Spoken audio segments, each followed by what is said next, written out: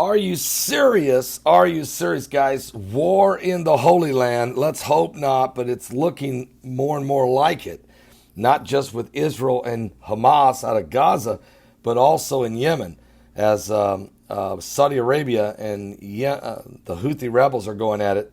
And a bus has been hit in Yemen right now by a rocket. It's killed 43 people. Horrific scene there. But let's go to Israel and what's going on there and along the Gaza Strip. Israel has launched now scores of airstrikes on Gaza. You knew it was going to happen.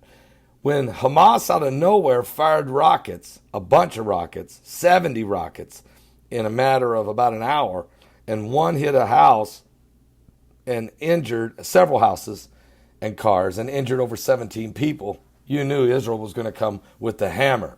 Well, Israel has launched scores of airstrikes on Gaza as Hamas militants fired rockets and mortars into its territory, prompting warnings over the risk of escalation and efforts to achieve a long-term ceasefire agreement. The fighting yesterday left 3 Palestinians dead in Gaza, including a pregnant mother and her daughter, this is why they should not be firing at Israel. Israel's not trying to go around and kill pregnant women. What about the 7? But you notice here when I'm reading this article, CNN, they don't tell you why Israel fired. They don't tell you about the rocket that injured 17 Israelis.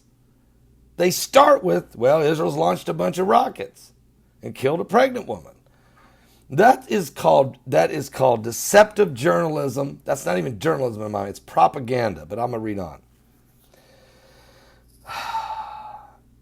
War's ugly.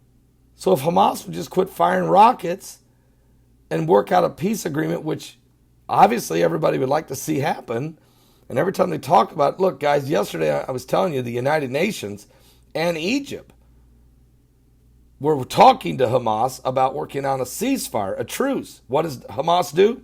Fire 70 rockets into Israel, injuring 17 people. Now, according to the Israeli Defense Forces, more than 180 rockets and mortars were launched from Gaza into Israel, with rocket alarms ringing in the early hours of the morning. 40 rockets were even intercepted by Israel's Iron Dome. Most of the others land open fields. But then they don't tell you that it injured 17.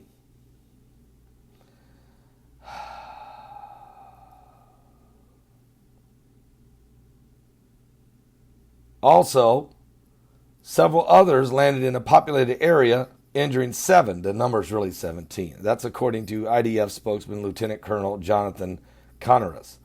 Following these rocket launches, the Israeli Air Force struck more than 150 military targets across 20 different sites in Gaza, including manufacturing facilities, weapons depots, training complexes, maritime tunnel shafts, and other sites.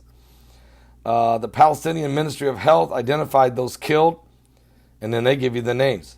But they don't give you the names of the 17 Israelis injured. They, matter of fact, don't even say 17. They say 7 in a typo or something. So that is the part of the problem we have here. Why? And, oh, by the way, you won't even can't even find it on your mainstream, lamestream, fake news media. So this is part of the problem that Israel has. They get attacked, they respond to protect their people, and then the media ignores it. And then when they do report, they only report the retaliation. They don't want to report what caused it. And it's really frustrating for the people of Israel. I really tell you, it really is to see such bias in the propaganda media in the United States and around the world for that matter. But anti-Semitic propaganda has been going on for a long, long time, and I don't expect it to end right away. Anyway, that's where we're at. That's the truth of the story, and so pray for the peace of Jerusalem. I feel very sad for the people of Gaza, for the Palestinians, many of which are Christians, caught in the crossfire of this. I feel terrible for the Palestinian people. It's not their fault. I feel horrible about the pregnant woman getting killed. It's not her fault. But Hamas has hijacked the Gaza Strip, and you can't negotiate with people like that. And I don't care what kind of deal they put together with Mahmoud Abbas, or if they ever put a deal together, what are you going to do about Hamas? So this is where we're at, folks. And Iran's the one who funds Hamas. That's where they're getting the rockets. So that's where we're at. Pray for the peace of Jerusalem. I'll be back with more current world events and how they relate to biblical prophecy.